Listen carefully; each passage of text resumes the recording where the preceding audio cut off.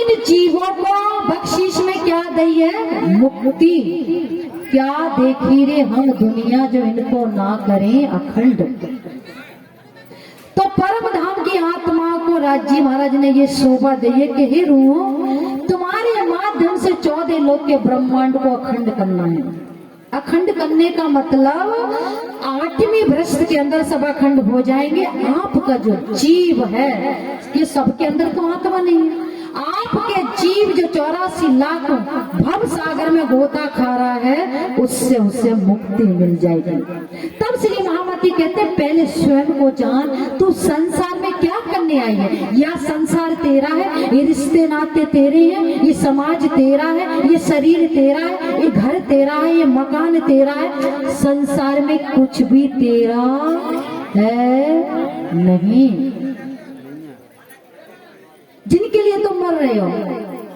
फिर कहते स्वयं को जान, पहले आप पहचानो साधो, पहले आपको जान, फिर मुझे पहचान के तेरे साथ मेरा कौन सा रिश्ता है। तू संसार में क्या करने आई है। हम सारे संसार में खेल देखने के लिए आए। खेल कौन सा?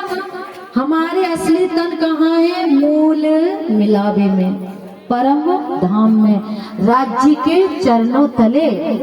और हम फरामोशी में जैसे सपने देखते हैं, और सपने में क्या से क्या बन जाते हैं, लेकिन हम जब जगते हैं तो कहाँ होते हैं? जहां हम सोते हैं। इसी तरह से जब फरामोशी का ये पर्दा हटेगा तो हम जागृत कहाँ होंगे? मूल मिलावे में, जहाँ राज्य और श्यामा जी सिंहासन पे विराजमान है। क्योंकि राज्य ने रूहों को अपने चरण तले कभी नहीं बिठाया, लेकिन खेल दिखाने के लिए बिठाया। तब इंद्रावती की विलाप करती है, बिना आप चीने पार ब्रह्म को कौन कहे मैं जानू। जब तक उस परमात्मा की खोज नहीं करोगे, जब तक उस परमात्मा को नहीं चीनोगे, जब तक उस परमात्मा को नहीं जानोगे, तब तक तुम ये नहीं कह सकते मैं कहां से आया और कहां मैं जाऊंगा। पीछे ढूंढोगे घर अपना, कौन ठौर ठहराना। कब ढूंढोगे? जब ये सांसों की टिकटिकी बंद हो जाएगी, शरीर से जीव निकल जाएगा, खाली डेड बॉडी पड़ी होगी, तब सोचोगे। तब कहाँ जाओगे? यहाँ के लिए बैलेंस इकट्ठा किया, कहीं जाते किराया लेते हो, इकट्ठा करते मुझे वो जाना है, लेकिन वहां के लिए कितना बैलेंस हमने इकट्ठा किया है? परम धाम जाने के लिए ऐसे ही चले जाओगे। जब शरीर छूटेगा फिर कौन ठौर ठहराना। तब तुम्हारा जीव अगर अभी प्राणनाथ जी की पहचान नहीं करी, उनके चरणों से संबंध नहीं जोड़ा, अपनी आत्मा को फरामोशी से नहीं हटाया, तो वो ही जीव जो आत्मा है, आत्मा भी बार बार तन पे बैठेगी। एक एक तालाब होता है और तालाब में बहुत सारी काई होती है ना, लेकिन उसको हटाने में कितना समय लगता है। जैसे इंद्रावती का जीव था, उसने कितना बरहा किया, तड़पा कौन? जीव। बिलखा कौन? जीव। मर कौन रहा है? जीव। ये ब्रह्म ज्ञान है, और ब्रह्म ज्ञान सभी को मिलता नहीं। इंद्रावती की आत्मा ने कसनी करी, कसनी श्यामा जी ने कसनी करके 4 साल तक मूर्ति पूजा करी, 14 साल तक भागवत सुनी, और हमको दूध काढ़ के मत्थन करके घी निकाल के दे दिया। अब घी हमने खाना है। इस तरह से निजानंद संप्रदाय में कोई सतगुरु नहीं, गुरु नहीं। सतगुरु मेरा श्याम जी में ऐन से चरण रहूं, संबंध मेरा याई सो में ताते सदा सुखलू। हमारी सतगुरु कौन है? श्यामा। बोलो सुंदर साथ जी, कौन है हमारी सतगुरु? श्यामा महारानी। क्योंकि सतगुरु वो होता है जो ब्रह्म ज्ञान लेकर आओ और पार ब्रह्म से सन्मुख कराते हैं। सतगुरु साधु वाको कहिए जो अगम की देवे गम, इन उल्टी से उल्टाई की प्रेम करे सन्मुख। जो सतगुरु होता है, गुरु तो होते हैं, लेकिन 5वां सतगुरु होता है जो सत्य से आपको जोड़ता है, सत्य की पहचान कराता है, एक पार ब्रह्म की पहचान कराता है। वो है सतगुरु। जिस ब्रह्म वाणी को हमारी श्यामा महारानी लेकर आई, वो हमारी सतगुरु है। कोई हमारे तन नहीं है, रुक्मिणी का तन किसी का अपना राज्य कार्य करते हैं। हम कोई सतगुरु नहीं, हम बस एक माध्यम है आप लोगों को वाणी चर्चा तक पहुंचाने के लिए। इसी तरह से इंद्रावती की आत्म हबसा के दिल के अंदर होती है, बिलकती है, तड़पती है। क्या आपने अपने धनी के लिए आंसू निकाले? किसने निकाले हैं? चलो जितने सुंदर साथ हैं उनसे पूछना चाहूंगी, आप अपने धनी के लिए रोए? नॉन प्रणामी, आप क्या परमात्मा के लिए हो? जो मीरा रोई, मीरा क्या कहती है? बेटा जो कौन बार बार इसको हिला रहा है? क्योंकि मीरा गौलोक तक की पहचान थी, उसने राजपाट सब छोड़ के जोगन बन गई। हम अपने धनी के लिए जोगन बने हैं। हमने क्या माया छोड़ी है? हमने क्या क्रोध छोड़ा? हमने क्या लोभ छोड़ा? क्या हमने रिश्तेदार छोड़े? नहीं, केवल एक इंद्रावती की आत्मा। इंद्रावती की आत्मा जब हबसा की जेल के अंदर होती है तो तड़पती है, तो क्या कहती है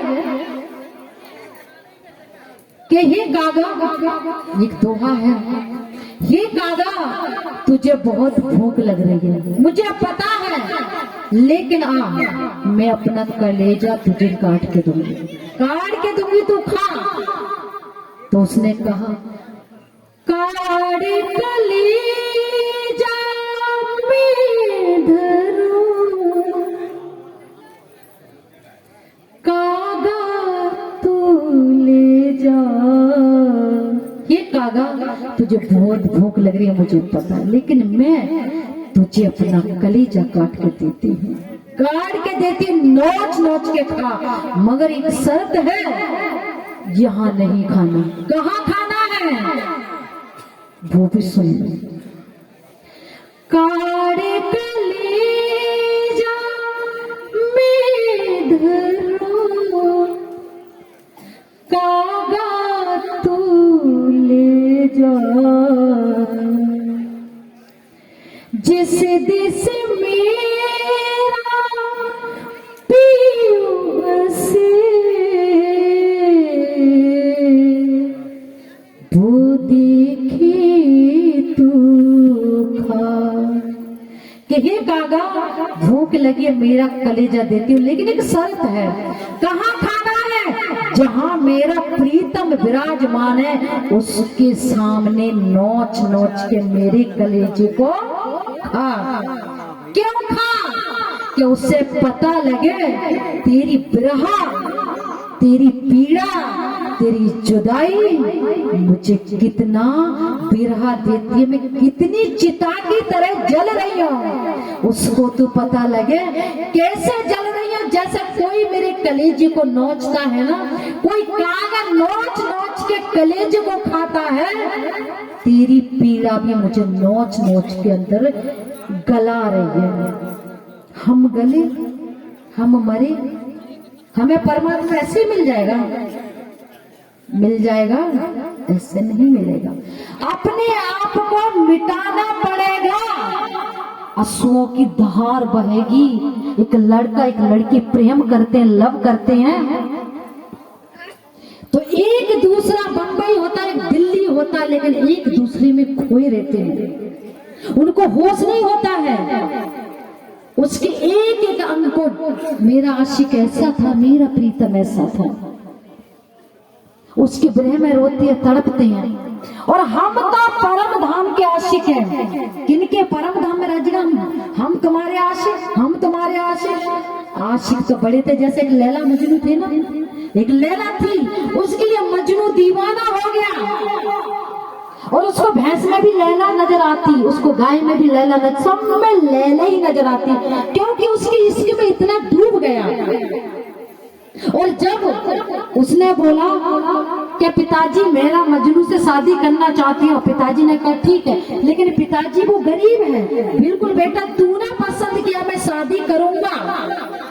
लेकिन उसने ढंडोरा पिटवा दिया। आज लैला की शादी बड़े मजनू पहुंच गए। लैला का बाप बोला, मेरी बेटी पागल हो गई है, इतने सारे मजनुओं से शादी करेगी? जिससे पूछे तू कौन? मैं मजनू। तू कौन? मैं मजनू। कह रही एक नहीं, कितने मजनू, हजारों मजनू से शादी करेगी? कह रहे बेटा पागल हो गई है, इतने सारे मजनू से शादी करेगी? कह रहे पापा, पिताजी, इसमें एक भी मजनू है ही नहीं। मेरा मजनू तो गई जंगल में, और कोई जाता है कि हे मजनू तू यहाँ गाय चरा रहा है, भैंस चरा रहा है, तेरी लैला की शादी होने वाली है। तो भैंस के सामने